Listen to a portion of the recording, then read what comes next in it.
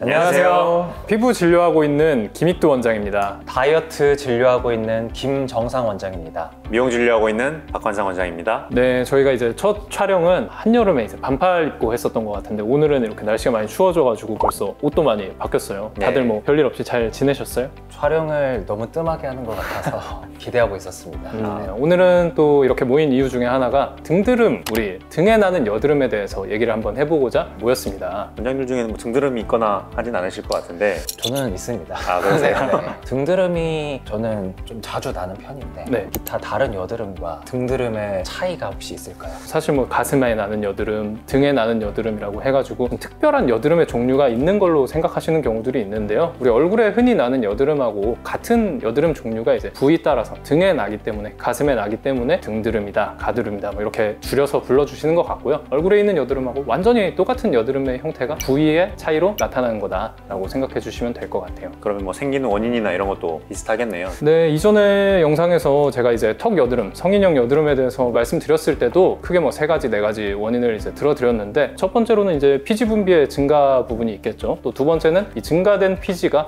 밖으로 잘 배출이 되지 못하는 것, 그게 이제 두 번째 이유가 있고요. 세 번째 이유는 여드름균, 우리 아크네스라고 부르는 균이 어떤 염증 반응을 일으키고 대사 부산물들을 만들고 하는 과정에서 이 네 번째 원인인 이 모든 것들이 종합적으로 이루어져서 염증을 만들면 그게 이제 여드름으로 분류를 하거든요. 그럼 여드름이 생기는 원인은 거의 똑같은 것 같은데 부위마다 차별점들이 좀 있을 것 같거든요. 등드름의 특징, 얼굴에 나는 여드름과는 어떻게 좀 다를까요? 환자분들이 내원하셔서 얘기하시는 걸 보면은 나는 등 쪽에만 난다, 가슴 쪽에만 난다라고 하시는 분들 좀 많이 있어요. 근데 그거는 어떻게 보면 등 쪽이나 가슴 쪽에 피지선이 많이 분포가 돼 있고요. 피지 분비가 원래 많은 부분이고, 하나 이제 차이점이 있다면 등이나 가슴 쪽은 피부가 두껍잖아요. 각질층이 잘 발달돼 있다, 피지 배출이 원활하지 않게 되거든요. 그런 부분이 이제 첫 번째로 작용을 할 수가 있을 것 같고, 두 번째 이유를 제가 생각해 보자면 이 등 상부 쪽이 샤워하면서 손이 잘 닿지 않는 부분이잖아요. 샴푸하고 나서 뭐 부산물들이나 노폐물들이 쌓여 있는데 그 부분을 잘 마무리하지 않은 상태에서 샤워를 끝내게 되면은 그 부분에 이제 염증이 생기게 되고 모공이 막히게 되고 하면서 여드름이 또 잘 생기게 되고요. 또 하나는 이제 아무래도 얼굴과 다르게 우리가 옷을 입고 가방 메고 자주 마찰이 되는 부분들이잖아요. 마찰이 되게 되면 피지선도 좀 자극을 받아가지고 조금 더 피지 분비를 늘리게 되고,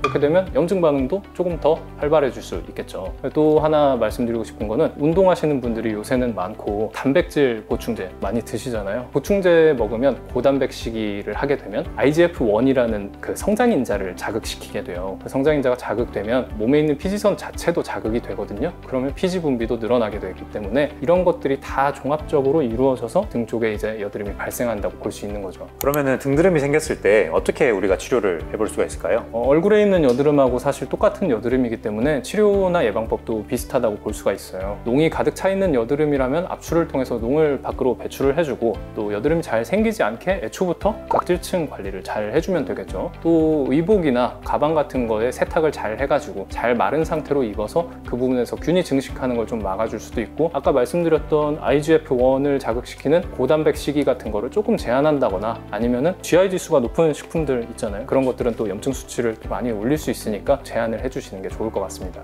제가 말씀드린 부분 이외에 또 원장님들이 생각하시는 어떤 팁 같은 거 있을까요? 저도 평소에 뭐 등드름이나 이런 케이스 때 환자들한테 티칭하는 경우가 몇 가지가 있는데요. 먼저 샤워의 순서를 좀 물어보는 경우가 있습니다. 샴푸를 먼저 하는지, 또 바디워시를 또 언제 하는지, 이 순서에 따라서 이 샴푸가 바디워시 뒤쪽에 가게 되는 경우에는 그 샴푸의 어떤 액이 등 쪽에 아직 남는 경우들이 있어가지고 그게 이제 등드름을 좀 유발하는 경우가 좀 있고요. 또 하나 이제 빠뜨리기 쉬운 게 침구류의 세탁 부분입니다. 그래서 우리가 접촉하는 베개, 이불 이런 것들이 적절하게 세탁이 되지 않았을 경우에 그 균들이 등드름을 유발할 수 있는 경우가 있겠습니다. 그래서 항상 침구류라든지 의복에 대해서 또 신경을 쓰면은 등드름을 잘 케어할 수 있을 것 같습니다. 등드름 치료법에 대해서 잘 말씀해 주셨는데, 실제 이제 원내에서 원장님께서 어떻게 치료를 하고 계시는지 좀 물어볼 수 있을까요? 일단 정도가 너무 심한 경우에는 뭐 이소티논 같은 이제 피지 조절제를 처방 받으시는 것도 권유를 드리고요. 근데 일반적으로 제가 이제 치료를 할 때는 기본적으로는 압출을 먼저 다 진행을 진행을 해서 안에 있는 농을 다 배농시키는 걸 첫 번째 원칙으로 하고 등드름도 뭐 얼굴에 있는 여드름하고 다르지 않게 치료 잘 되고 있습니다. 아, 그리고 여기서 제가 궁금증이 하나가 생기는데 이제 여드름 치료에 있어서 거의 필수적으로 따라오는 게 압출이잖아요. 의료진마다 차이가 굉장히 클 것 같은데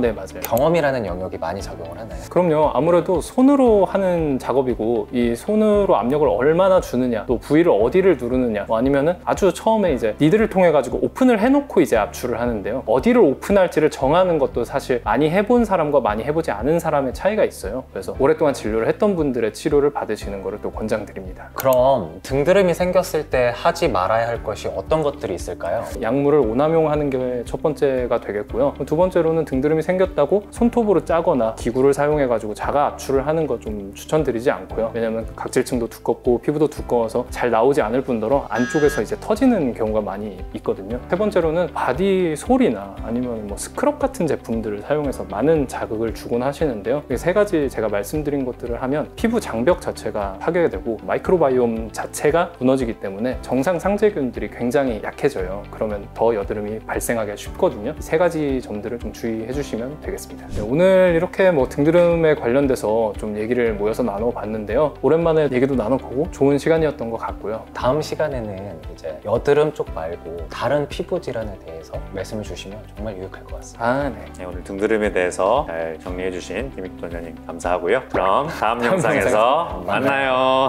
네.